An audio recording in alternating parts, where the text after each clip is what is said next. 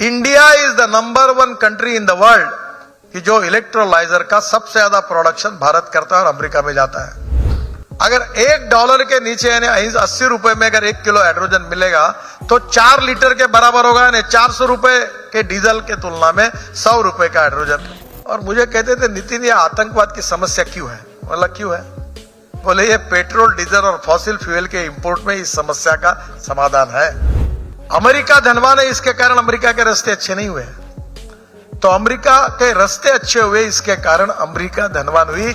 मैं मुंबई में 55 उड्डान पुल बनाया और मैंने मुंबई पुणे हाईवे बनाया और वर्ली बांद्रा बनाया, तो मेरे ऊपर क्रिटिसिज्म हुआ। तो हाउस में मुझे पूछा गया कि जब ये बीओटी पे कर रहे हो रोड तो सरकार भी बीओटी में क्यों नहीं चलाते? तब मैंने कहा था कि मैं बीओटी के पीछे व्हाट इज माय इंस्पिरेशन, कि मैं मुंबई के पुल, मुंबई पुणे हाईवे वर्ली बांद्रा ये पब्लिक प्राइवेट इन्वेस्टमेंट से बनाऊंगा और बजट का पैसा जो कम होगा वो हिंदुस्तान के हर भारत महाराष्ट्र के हर छोटे गांव को, जिस गांव में जाने के लिए रोड नहीं, उसको मैं अच्छा करने के लिए खर्चा करूंगा। मैं 16,000 गांवों को रोड बना सका महाराष्ट्र में, इसका कारण पब्लिक प्राइवेट इन्वेस्टमेंट से मुंबई के फ्लाईओवर बने। तो inspiration and motivation behind public private investment, ये एक प्रकार से गरीबों का कल्याण, गांव का कल्याण, किसानों का कल्याण, कि आज तक के इतिहास के हिंदुस्तान के सबसे फ्लैगशिप स्कीम प्रधानमंत्री ग्राम सड़क योजना बनाने का सौभाग्य मुझे मिला। और 6.5 लाख गांवों में से 4.5 लाख गांवों को मजबूत रोड से जोड़ने का काम हिंदुस्तान के इतिहास में, यानी गांवों को सही स्वाधीनता और स्वतंत्रता मिली, वो अटल बिहारी वाजपेयी जी के इस पॉलिसी ने दी। यही सुशासन है।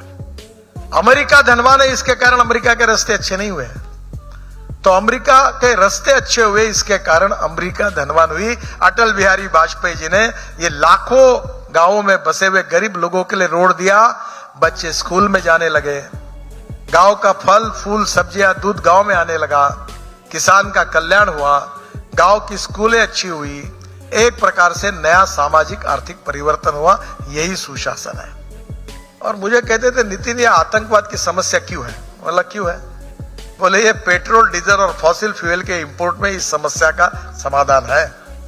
जिस दिन ये इंपोर्ट बंद नहीं होगा, विश्व में आतंकवाद समाप्त नहीं होगा। हमारे देश का आज इंपोर्ट कितना है? 16 लाख करोड़ का है। क्या ये इंपोर्ट अगर हमने कम किया, import substitute, cost effective, pollution free और इंडिजिनियस, तो क्या ये 16 लाख करोड़ कहां जाएंगे? ये हिंदुस्तान के गरीब के हाथ में जाएंगे। और इसलिए अल्टरनेटिव फ्यूल और बायोफ्यूल हमारी सरकार ने लाई। मेरा तो मकसद है लाइफ का, साले पेट्रोल डीजल वालों का बैंड बाजा ही बजाना है। इनका जिस दिन एक बूंद नहीं आएगा हिंदुस्तान में, वो एक नया स्वातंत्र मिलेगा, ऐसा मैं समझता हूं। ऐसे पोल्यूशन भी हो रहा है।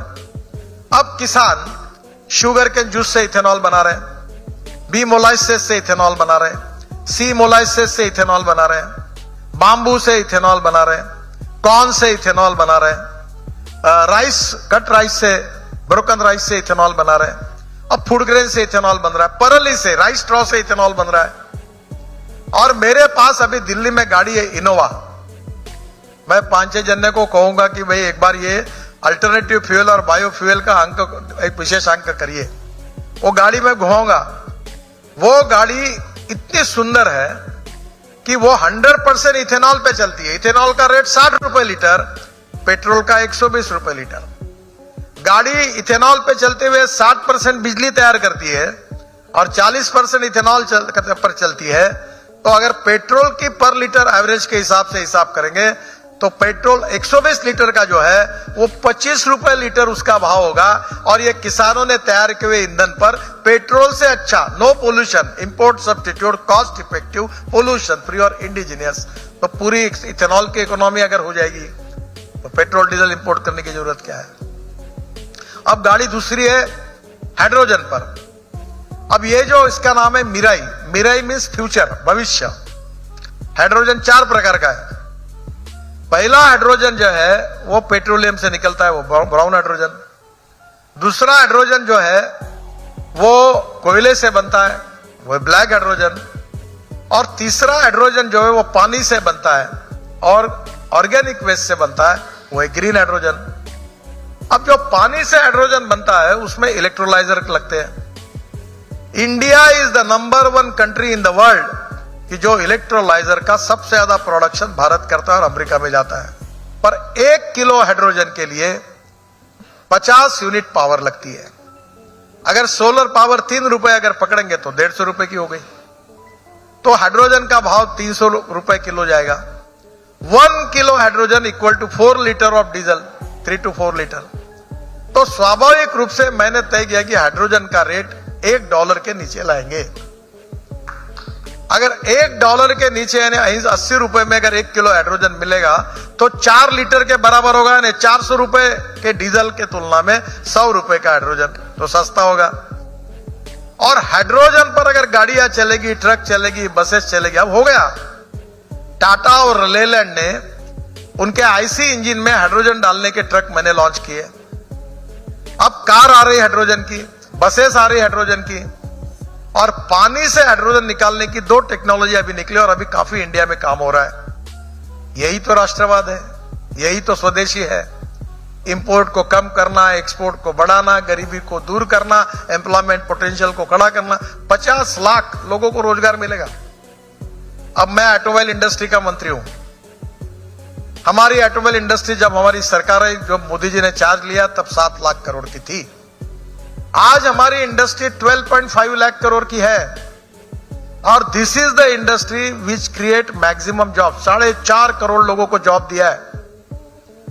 राज्य सरकार और भारत सरकार को सबसे ज्यादा जीएसटी देने वाली इंडस्ट्री है। और ये जो इंडस्ट्री है ये हमारा सबसे ज्यादा एक्सपोर्ट करने वाली है।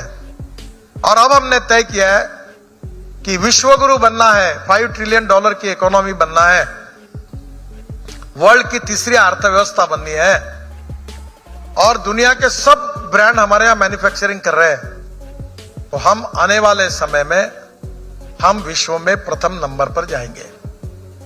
और मैं विश्वास दिलाता हूं 5 साल के अंदर, अभी फिलहाल स्थिति ऐसी है कि चाइना पहले नंबर पर, अमेरिका दूसरे नंबर पर, भारत तीसरे नंबर पर आत्मनिर्भर भारत सुशासन के द्वारा, हमारे विचारों के द्वारा आने वाले समय में 5 साल के अंदर ये इंडस्ट्री हम लोग विश्व की नंबर 1 की ऑटोमोबाइल इंडस्ट्री बनेंगे और निश्चित रूप से पूरे देश को एक्सपोर्ट करेंगे। अभी ट्रैक्टर इलेक्ट्रिक पर तैयार हो रहा है, ट्रक इलेक्ट्रिक पर तैयार हो रहा है, रोपवे, केबल कार, फेनिकुलर रेलवे, मैं 260 प्रोजेक्ट को मैं काम कर रहा हूं। अब हवा में चलने वाली डबल डेकर बस ला रहे। तो मुझे आप बताइए कि टेक्नोलॉजी का उपयोग करके आत्मनिर्भर भारत बनना, गरीबी को दूर करना, राष्ट्र को सामर्थ्यवान करना। मेरा आपसे अनुरोध है कि बहुत सी बातें बताने लायक है, पर समय की कमी है।